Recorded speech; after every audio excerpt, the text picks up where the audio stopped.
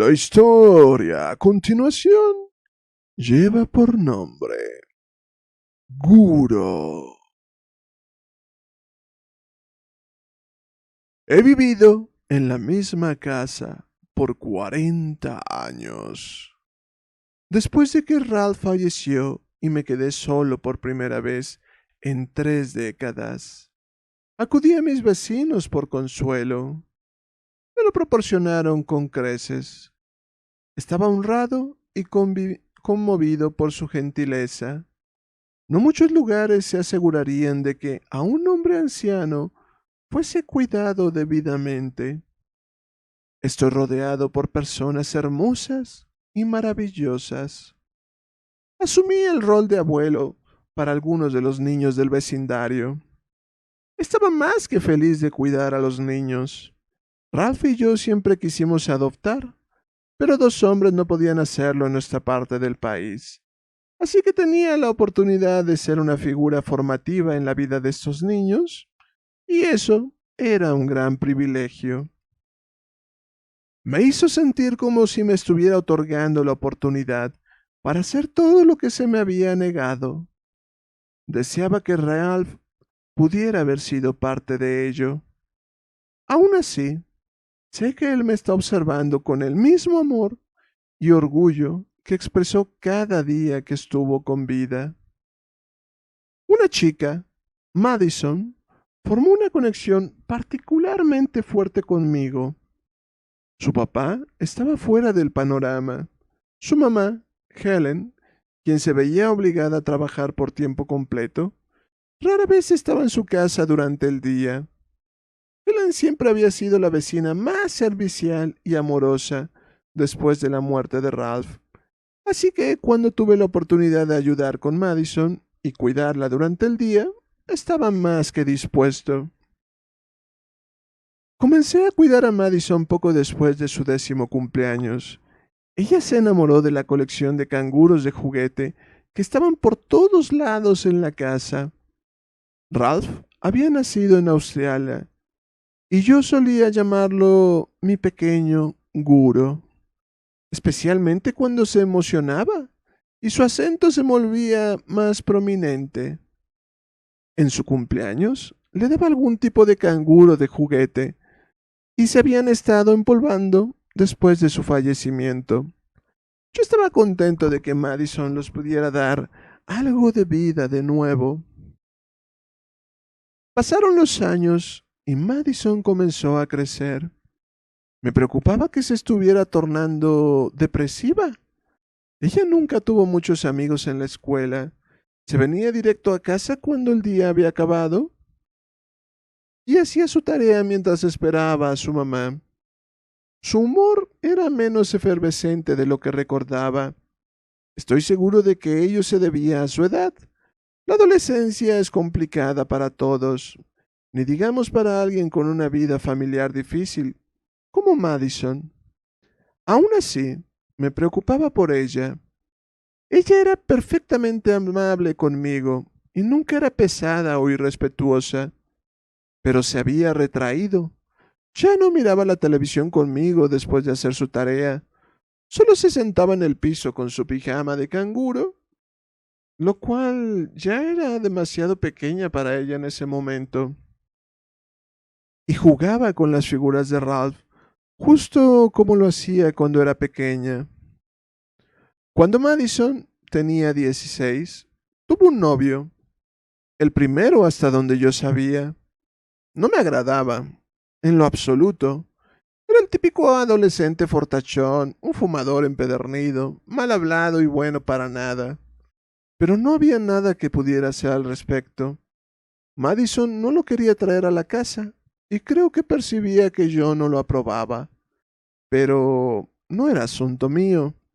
Me había dicho a mí mismo años antes que tales situaciones eran puramente entre Madison y su madre. Solo iba a interferir si sentía que Madison estaba en peligro. Madison pasaba más y más tiempo con el novio, y ya cada vez menos tiempo conmigo. La casa se volvió callada de nuevo. Los demás niños a los que había cuidado habían crecido lo suficiente como para cuidarse a sí mismos. Sus padres me visitaban cada tanto tiempo para tomar café, pero mis interacciones generales de persona a persona eran mucho menores de los que había disfrutado anteriormente. Comenzaba a sentirme solo. Una noche, Helen me visitó alarmada. Aparentemente, Madison había admitido que estaba consumiendo drogas. Helen no tenía idea ni de qué tipo, pero estaba aterrorizada por la seguridad de su hija. Traté de tranquilizarla con la que debía haber algo que pudiera hacer en la escuela, pero fue entonces cuando me contó la otra mitad de la historia. Madison estaba embarazada. Esto me inundó. Había visto a Madison alrededor del pueblo en el transcurso de los últimos meses y había notado que ganó un poco de peso, pero nunca se me ocurrió que podría estar embarazada. Ahora, su consumo de drogas era totalmente más preocupante. Tratamos de idear un plan juntos, y el único punto en el que pudimos estar de acuerdo era en que la escuela tenía que saber. A pesar de que el sistema educativo local no era de lo mejor, tenían que tener recursos dedicados a problemas como este. Pero la escuela no hizo nada. La conducta imprudente de Madison continuó. Helen estaba demasiado aterrorizada como para llamar a las autoridades, porque temía que Madison fuera puesta en un orfanato. Yo también. No tenía idea de qué hacer. Pasó el tiempo, y en las raras ocasiones en las que veía a Madison en el pueblo, ella se andaba tambaleando de borracha con su novio. Ese tonto. Su vientre protuberante era una obscenidad en contra del trasfondo de su intoxicación. Una tarde de febrero, estaba saliendo del supermercado cuando Madison me vio desde el estacionamiento. No estaba con su novio, afortunadamente. Se aceleró hacia mí y me dio un gran abrazo. No parecía que estuviera ebria, pero sí que había consumido algo. Sus pupilas estaban dilatadas y hablaba con dificultad mientras me decía lo mucho que me extrañaba. Luego me preguntó si podía llegar más tarde a ver los canguros. Le dije que eso sería maravilloso y que yo también la extrañaba. En algún momento, alrededor de las 7, Madison llegó. La escolté velozmente. La temperatura de afuera estaba bajo cero y ella se veía enferma. Podía notar que estaba drogada. Entró sin decir hola y se fue a la manta en donde yacían los canguros. Les habló con una voz infantil y melodiosa. Cuando tenía 11 años, pensé que ese tipo de cosas eran adorables. Sin embargo, ahora que sabía que estaba bajo la influencia de algo que no solamente era venenoso para ella, sino también para su bebé, era mucho menos que adorable. Caminé hacia ella y le pregunté si podía tomar su abrigo y si quería un poco de té y pastel de chocolate. No me contestó, solo le seguía hablando a los canguros. Suspiré y me senté en el sofá, esperando a que ella espabilara y me hablara, o se fuera, y que ojalá llegara a casa con su mamá. Madison recorrió la línea de los canguros de juguete en el mantel, diciéndoles, «Te amo», a cada uno.